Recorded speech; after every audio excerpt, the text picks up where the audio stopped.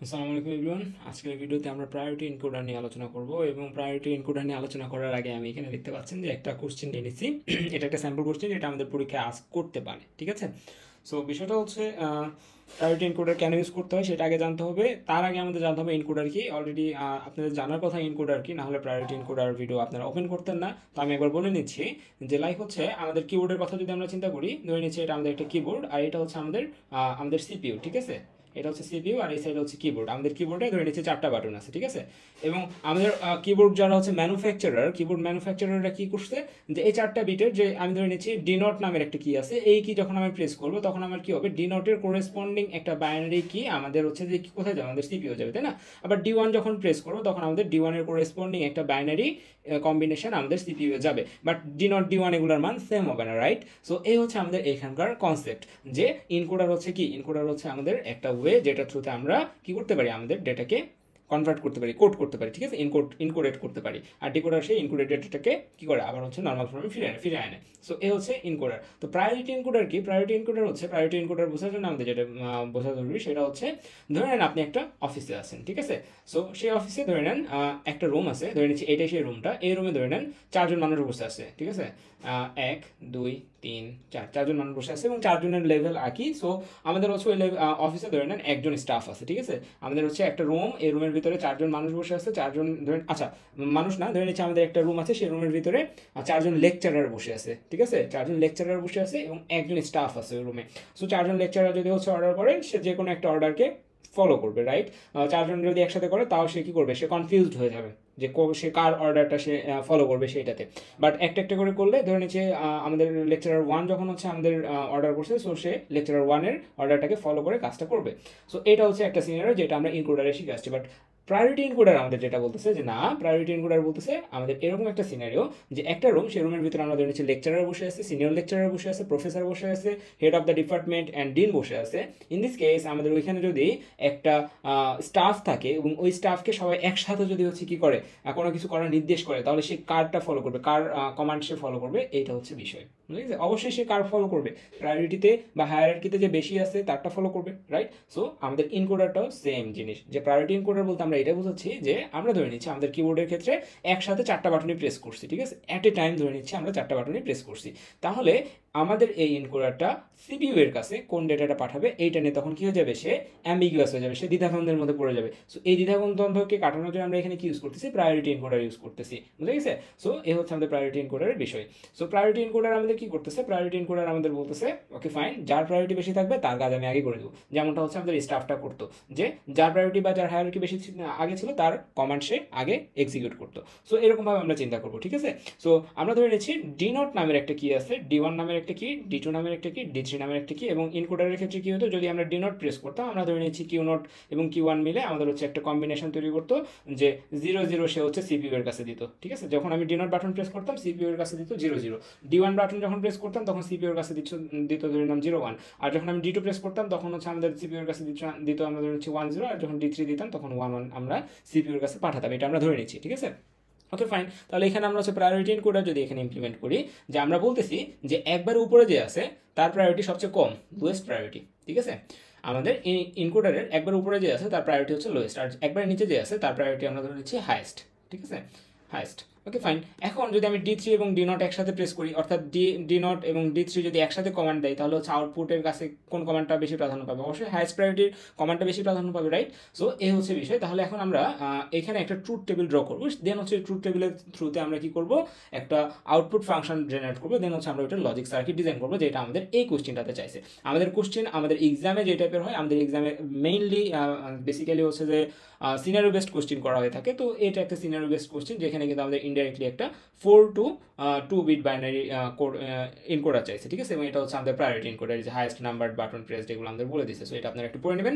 আমরা হচ্ছে এখন প্রসিডিউরে যাচ্ছি, যে আমরা কোন প্রসিডিউরে এটার সলিউশনটা করবো। সো ফার্স্ট অফ অল আমাদের কি করতে হবে, ফার্স্ট অফ অল আমাদের একটা ট্রুথ টেবিল ড্র করতে হবে। এবং ট্রুথ টেবিল আমাদের কি থাকবে, এখানে আমরা ধরেছি আমাদের কি কি বাটন আছে, 4টা বাটন আছে। সো আমরা এখানে 4টা বাটন নিচ্ছি এবং আমাদের আউটপুট কি কি আছে, আউটপুট আছে 2টা। একটা নাম দিচ্ছি হচ্ছে আমরা কিউ ওয়ান, আর একটা নাম আমরা দিচ্ছি আছে কিউ নট, যেটা দিয়ে আছে ওইটাই দিচ্ছি। সো এখানে আমরা হচ্ছে ডি নট এইটা, ডি ওয়ান এইটা, ডি টু এইটা অ্যান্ড ডি থ্রি এইটা। ওকে। সো যখন আমাদের ধরে নিচ্ছি যখন ডি নট প্রেস করা হবে, অর্থাৎ আচ্ছা ডি নট না ধরে নিচ্ছে আমরা কোনো কিছু প্রেস করবো না, ঠিক আছে, যে একটা রুমের ভিতরে সবাই আছে কিন্তু কোনো কিছু বলতেছে না, কোনো কিছু যদি না বলে একটা স্টাফকে কিছু না বললে সে কি কিছু করবে, করবে না। তার মানে এও জিরো বলতেছে, এও জিরো বলতেছে, এ জিরো বলতেছে, এ জিরো বলতেছে, অর্থাৎ সব বাটন যদি জিরো থাকে তাহলে কিউ নটটা হবে আমাদের হচ্ছে ডোন্ট কেয়ার, কিউ নট হবে ডোন্ট কেয়ার। এটা জিরো হতে পারে, ওয়ান হতে পারে বা কিছু নাও হতে পারে, ঠিক আছে। সো দ্যাট আমরা এখানে কি দিচ্ছি ডোন্ট কেয়ার, এক্স মানে কি ডোন্ট কেয়ার। ডোন্ট কেয়ার মানে হচ্ছে তার কাছে জিরো আসলেও সে হচ্ছে কেয়ার করে না, ওয়ান আসলেও কেয়ার করে না, সে অ্যাজ ইট ইজ থাকবে। Okay fine. তাহলে আমরা নেক্সট স্টেজে যাই। যদি কেউ ডি ওয়ান প্রেস করে তখন কি হবে, সরি যদি কেউ ডি নট প্রেস করে, আমরা ধরে নিচ্ছি যদি কেউ ডি নট প্রেস করে অর্থাৎ ডি নট ওয়ান হবে এবং বাকি সব কি হবে জিরো হবে। ডি নট প্রেস করা মানে কি, ডি নট প্রেস করা মানে বা ডি নট কমান্ড দেওয়া মানে হচ্ছে ডি নট ওয়ান হবে আর বাকি সবগুলো কি হবে জিরো হবে। সো ইন দিস কেস আমাদের কি হচ্ছে, আমরা কি বলছি ডি নট কেউ যদি প্রেস করে তাহলে আমরা আউটপুটে পাঠাবো হচ্ছে কি জিরো জিরো, বা সিপিইউ এর কাছে পাঠাবো হচ্ছে জিরো জিরো। সো আমরা এখানে জিরো জিরো দিচ্ছি। ওকে, তারপরে ধরে নিচ্ছি আমাদের এইখানে ডি ওয়ান কেউ প্রেস করে, ঠিক আছে, ডি ওয়ান কমান্ড দিচ্ছে। এখন in this case D not যদি আমরা কি বলছি উপর থেকে নিচের দিকে প্রায়োরিটি বেশি, ঠিক আছে। এখন যদি ডি ওয়ান যদি আমাদের কি করে, ডি ওয়ান যদি কমান্ড দেয়, ডি ওয়ানের উপরে ডি নট আছে অর্থাৎ এর প্রায়োরিটি কম, যেহেতু এর প্রায়োরিটি কম, এ যদি এখানে ওয়ানও বলে, যদি সে এখানে কথাও বলে তাহলে কি সিপিইউ আমাদের হচ্ছে এই ডি নটের কথা শুনবে, শুনবে না। সে জিরো বললেও সে এর কথা শুনবে না, সে যদি ওয়ানও বলে তাও এসব কথা শুনবে। তাহলে আমরা এখানে কি দেবো ডোন্ট কেয়ার সাইন দেবো, অর্থাৎ ডি নটের মান যেটা খুশি হইতে পারে, বাট এইখানে যদি আমাদের ডি ওয়ানে যদি আমরা ওয়ান পাই তাহলে আমরা হচ্ছে ডি নটের কোনো মানকে আমরা গ্রাহ্য করবো না, আমরা এখানে ডি ওয়ানের করেসপন্ডিং যে বাইনারি ইনপুটটা ছিল, বাইনারি কোডটা ছিল সেটা আমরা সিপিইউ এর কাছে পাঠিয়ে দিব, ঠিক আছে। সো এই হচ্ছে বিষয়, তাহলে জিরো ওয়ান দিলাম। দেন হচ্ছে পরের এগুলো হচ্ছে জিরো জিরো আছে, এগুলো সাইলেন্ট আছে। তারপরে কি হলো ডি টু আমরা প্রেস করলাম, ঠিক আছে, এবং ডি টু প্রেস করার সময় আমরা ধরে নিলাম ডি ওয়ান ডি নট, অর্থাৎ আমরা এই তিনটা বাটনে প্রেস করলাম। তাহলে আমাদের কোনটা যাওয়া উচিত, যেহেতু ডি টু আমাদের কি আছে নিচে আছে এবং নিচে আমাদের হাইস্ট প্রায়োরিটি, সো আমাদের ওয়ানের এই যে ডি টু এর জন্য করেসপন্ডিং যে বাইনারি ডিজিট সেটা আমাদের সিপিইউ যাবে। তাহলে এখানে যাবে হচ্ছে ওয়ান আর জিরো। এগুলো যদি ওয়ানও থাকে তাও আমাদের ওয়ান জিরো যাবে, এগুলো যদি জিরো থাকে তাহলে আমাদের ওয়ান জিরো যাবে। তার মানে এখানে কি হচ্ছে, এখানে যেটা খুশি থাকতে পারে, অর্থাৎ ডোন্ট কেয়ার দিচ্ছি, উই ডোন্ট কেয়ার এখানে কি আছে এটা নিয়ে আমরা কোনো মাথা ঘামাবো না। ফাইন। তারপর আমাদের কি স্টেজ ডি থ্রি, যেটার প্রায়োরিটি সবচেয়ে কি, যেটার প্রায়োরিটি সবচেয়ে বেশি। সো ডি থ্রি যখন আমরা প্রেস করতেছি তখন এইটা ওয়ান এবং বাকিগুলা জিরো থাকতে পারে, ওয়ান থাকতে পারে, আই ডোন্ট কেয়ার। এই জন্য আমরা কি দিলাম এখানে ডোন্ট কেয়ার সাইন দিলাম। এবং যদি আমরা হচ্ছে ডি থ্রি প্রেস করি আমাদের কি যাবে আউটপুটে ওয়ান ওয়ান যাবে। সো দ্যাট আমরা এখানে ওয়ান ওয়ান লিখে ফেললাম। সো এই হচ্ছে আমাদের প্রায়োরিটি ইনকোডারের ট্রুথ টেবিল তৈরি করার ওয়ে। এখন আমরা কি করবো, এই আমাদের যে প্রায়োরিটি ট্রুথ টেবিলটা তৈরি করলাম, এই ট্রুথ টেবিল থেকে আমরা একটা ইকুয়েশন জেনারেট করবো। এবং ইকুয়েশন জেনারেট করার কিন্তু ইজি ওয়ে আছে, সেই ইজি ওয়েটা কি আমরা এখানে কে ম্যাপ ইউজ করবো, ঠিক আছে। তাহলে আমাদের এখানে কয়টা ভেরিয়েবল, আমাদের এখানে চারটা ভেরিয়েবলের জন্য আমরা কি করবো, চার ভেরিয়েবলের একটা কে ম্যাপ ইউজ করবো। তাহলে কে ম্যাপটা আমি আঁকাই নিই।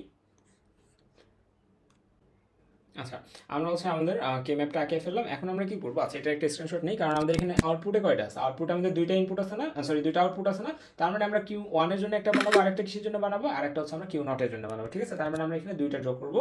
ধরে নিচ্ছি এটা আমরা কিউ ওয়ানের জন্য বানাচ্ছি, ঠিক আছে। এই ট্রুথ টেবিলটা আমরা কার জন্য বানাচ্ছি, কিউ ওয়ানে যেসব মান আছে এই মানগুলোর জন্য। তাহলে কিউ ওয়ানে কোন কোন জায়গায় ওয়ান আছে সেটা আমাদের দেখতে হবে। কিউ ওয়ানের এই জায়গাটাতে কি আছে, ওয়ান আছে। সো এটাকে পিক করবো, এটাকে পিক করবো এবং আরেকটা কাকে পিক করবো, এই যে ডন্ট কেয়ার যেটা আছে এইটাকেও আমাদের পিক করতে হবে, ঠিক আছে।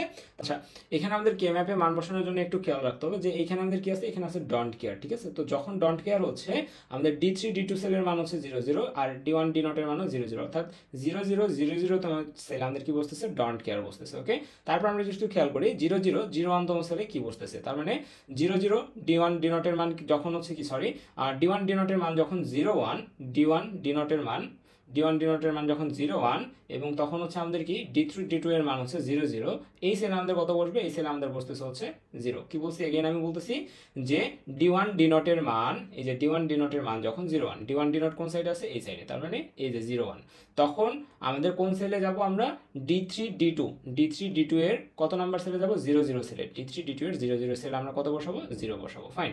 তারপর আমাদের কি আছে, আমাদের হচ্ছে ডি থ্রি ডি টু এর মান zero zero, d three d two এর মান জিরো জিরো, অর্থাৎ এই কলামে আমাদের কোন রোতে যাব আমরা, ওয়ান আর ডন্ট কেয়ার রোতে যাব। কি বলছি, ওয়ান ডন্ট কেয়ার। তার মানে কি ওয়ানতম রো কোনগুলা, ওয়ানতম রো হচ্ছে আমাদের এই দুইটা না।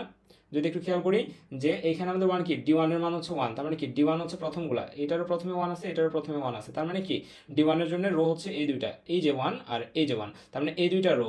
আর ডন্ট কেয়ার মানে কি, ডি নটের মান, ডন্ট কেয়ার মানে কি, এখানে ওয়ানও থাকতে পারে, জিরো থাকতে পারে, সব জায়গায় আমি কি বসাবো, সব জায়গাতে আমি যে এটা আছে সেটা, অর্থাৎ এখানে আছে হচ্ছে জিরো, সো দ্যাট আমি জিরো বসাচ্ছি।